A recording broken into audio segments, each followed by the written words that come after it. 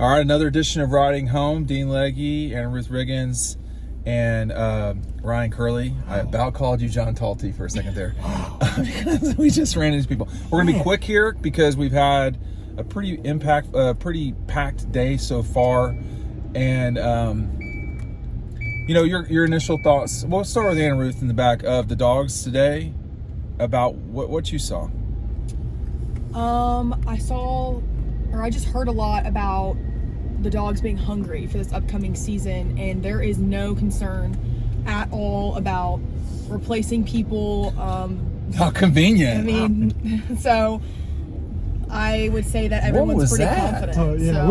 We're sorry, but that was what was that? What? That was a news car that was lifted up and didn't have wheels, didn't have tires.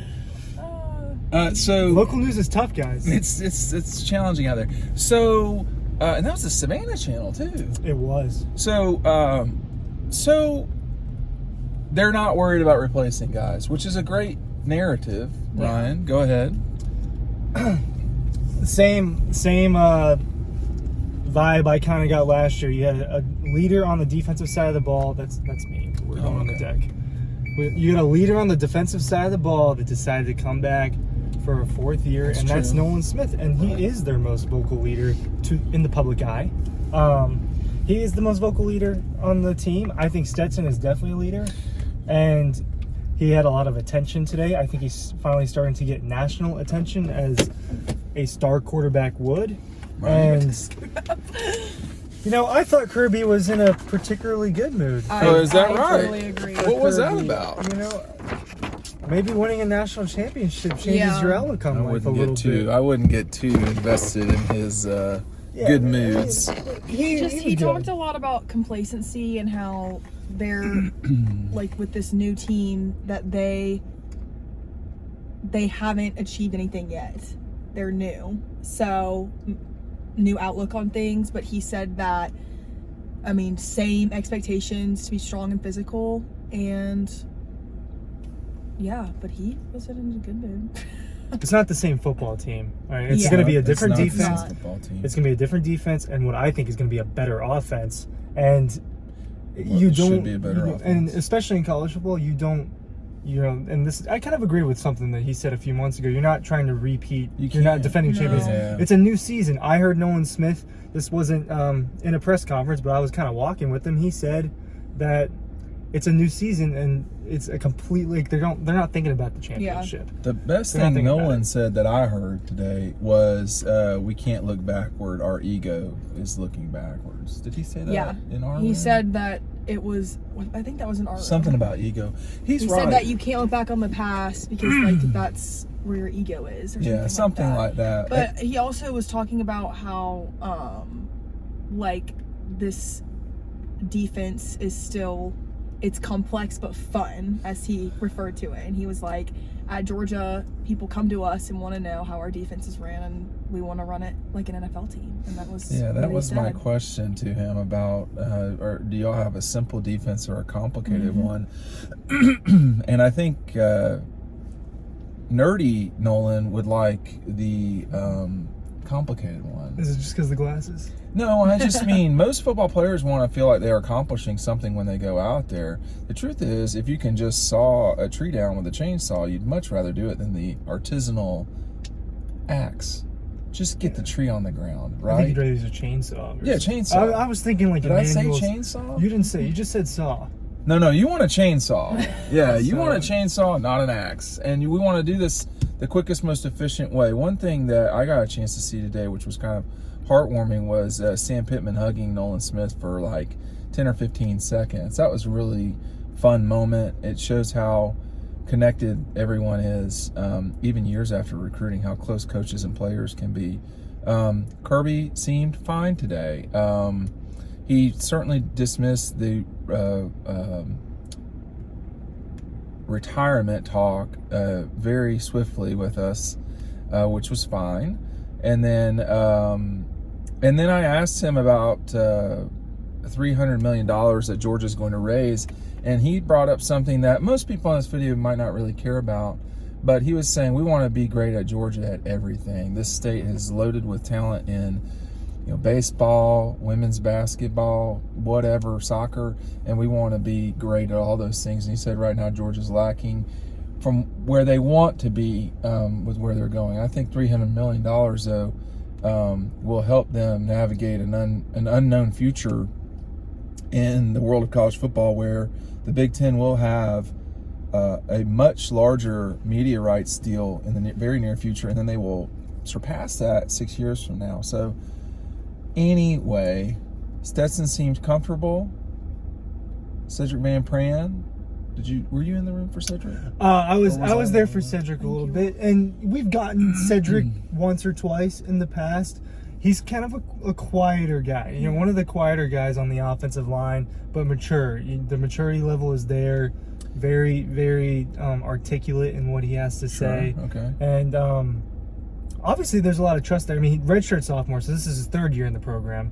Multiple years. So he's a guy that Kirby obviously trusts as a leader to bring to something like this. A guy that he trusts that's going to say the right thing. And I think the offensive line is going to be. I think they're in a good position with this group across the board. I like Broderick Jones a lot as a talent. I think now that you're pretty sure he's kind of solidified at that left tackle spot. It looks like McClendon on the right. I think your tackles are great. And Van Pran in the middle of that. So it's the guards that we're going to see how they cycle through that. Yeah, that's the real challenge. And I wanted to say this too, is that Kirby was talking about how Tate Ratledge, who started last season going into the Clemson game, he's not just going to be able to come in and start right away. There's a lot of competition in his way. That offensive line is very good. He did confirm today that they were not looking for any tight end transfer portal folks, so they're set for now at tight end. Yeah, well, I mean, they're really gifted there, and you can always get better. That's kind of what he was saying. I wonder y'all's reaction to this. One thing that Stetson is sort of known for, if you will, is his ability to run. I asked him how many guys on the team he could beat in a I was in the room. Oh, okay. What your reaction to his comments? I was waiting for him to give us a little bit more, and then he pulled right back. But he said that Ladd McConkey is faster than him. And he said he thinks he's got Dan Jackson. And he thought he had Trayvon Walker until Trayvon Walker was running with him, generally speaking. I think Trayvon Walker is probably faster than Stetson in a straight line. I think Trayvon is faster than Stetson. He said it was a joke when he ran a 4.6-ish. He ran a 4.51. 4.5. Okay. Oh my Yeah. gosh. So very, very fast. Yeah. And Ruth, this was your first media days. Last year was your first media days. Yes. Okay. What did you make of the spectacle that is what the SEC puts on? We got a chance to go to the Mercedes-Benz Stadium. Yeah. What were your overall thoughts? Well, some other people that I had talked about previous years, because it hasn't always been in Atlanta. Unfortunately. And they just said that, obviously I don't know the difference. This is my first time, but I was just really impressed with how nice and put together everything was. Because I've heard that I don't know, maybe in the past it wasn't, but I feel like Atlanta, all the places we were are so new.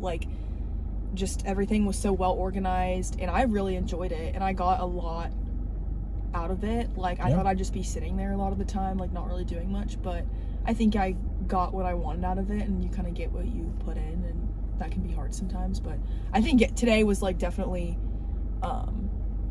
better, just because it's Georgia, so obviously right. doing There's more. There's more to do. And the Gators go today too, by the way. Yeah, exactly. Yesterday wasn't as South Carolina was there, and Alabama obviously, but today was just a lot more.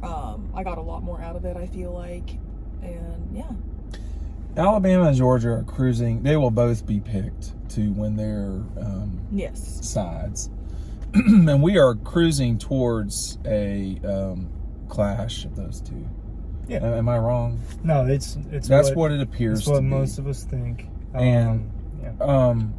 Yesterday Bryce Young told the room that the loss fuels them at Alabama, which I think is a perfectly adequate thing to say. Stetson said today that, and these are not direct, I can't remember exactly how they put it, but Stetson said they were going to do all they could to win the final game of the season, the national championship game. What is the likelihood of those two teams will play 24 games heading before December 3rd. What is the likelihood of more than one combined loss? If I had to put a number on that, Anna Ruth will start because you are thinking too much. Yeah, I'm thinking too. less than 10%. I'm just gonna Less say. than 10%. I'm just gonna say my suspicion. Go ahead. I was gonna say like 7 or 8. I think that they, as ridiculous as this seems, I think we will see for the first time a pair of undefeated teams for the first time since 2009. That we will see 2 undefeateds in the SEC championship game. It will be a clash. I don't think of that's titans. ridiculous. I think No. that I they're. don't think so either. I think they're the 2 best teams in the country. Yeah. I think Ohio State's 3. Yeah. Well, now I don't know about that part. Well, we don't know. But that I don't yet know. because the season has not Right, started. I don't know the answer. But to looking Well, at these it's just- rosters and watching the ones that played, Mhm. I Yeah. like both of them a little bit more than Ohio State. What They were got you a lot saying? of fix on defense. What were you saying? I think it's interesting how Georgia won the national championship. Yet I heard from Stetson and Nolan Smith today how they still were reflecting on the SEC championship game losing. Yeah. Anything an athlete can do to maneuver things into his or her favor, becoming the underdog or whatever you want to call it. Michael Jordan, if you watch The Last Dance, Dabo Swinney is they were the number 1 team in the country, and this guy's talking about how nobody thinks they can win. You know, this is what people do to motivate themselves. You don't think we can do it? We're going to show you. And you know, and you look back, the only team, there's only been 2 teams that have beaten Georgia in 2 seasons. It's Alabama and Florida. And that Florida staff doesn't even exist. The players on those teams are gone. But Alabama and Nick, I actually want to, this reminds me of one, I'm not going to say who I was talking to, but you've watched them play in silver breeches and hoist trophies. And this person said Alabama always thinks they should win. Georgia actually did. And is that going to change the dynamic in the 2? That's the question, I think, moving forward. And that person that hoisted trophies is one of my favorite players from the past, and he's very smart about these matters. I think that is the question coming into the season and coming out of media days. We're wrapping up soon. Go ahead. I think that I think I said this a few months ago, but that win changed a lot up here for the program. What did it change Alabama though? Well, I'm not talking about Alabama. I'm talking about Georgia. I'm talking about Georgia. I think that there was a mental hump to get over, whether they want to admit it or not. That Alabama had always been. I don't know what that is. Alabama had always been the team that was ending their seasons, and kind of in a dramatic and sad way for them. Yeah. So very dramatic. You know, and I think that it helped Kirby. I think Stetson's not going to be a part of Georgia much longer, and it helped just the entire program. I think that was a mental hump that doesn't exist anymore. It shouldn't exist anymore. You've done it, and Kirby Smart can sell that to these players. That look at what we just did. Why can't we do that every single time? I think the 2020s are going to be a very, very good decade for the Georgia Bulldogs. I agree with that statement. The Macarena was the #1 song during Kirby Smart's sophomore season at Georgia. It was the #1 song with a bullet. It was a one-hit wonder. Now the question is, are these dogs a one-hit wonder? Kirby said they weren't today. He said we don't build one-hit wonders. Well, now we're just gonna see. People talk. I guess I we'll cannot- find It's out. talking season. It's talking season. But as you stare down across the border and look at, your mentor and Nick for Kirby, your, not really rival, but the only program in the league that can legitimately say it's better than Georgia over history is Alabama. And when you look around, can Georgia make this more than a one-hit wonder? Are they gonna get the job done and make this 10-year fight? Where are we in the 10-year fight, as I always talk about? And are they gonna be more than a one-hit wonder? I mean, I think they will be, but they are rivals now. Accept it. All the people that I care about the historic rivals for Georgia too, but this is a new rivalry, the last decade, and it's going to continue if we keep going the way that we're going. Yeah, I mean, Florida and Alabama certainly are not rivals in the sense that Auburn and Alabama are, but they are. Georgia-Bama is approaching Florida and Alabama. They have played twice now for a national championship. We've forgotten to promote the book. I just thought we were going to Let's very quickly do it. If you get DAWGSTRUCTION today, you will get our handwritten magazine. Make sure you're taking advantage of that, and we'll see you on the next video. Thanks for watching. Oh.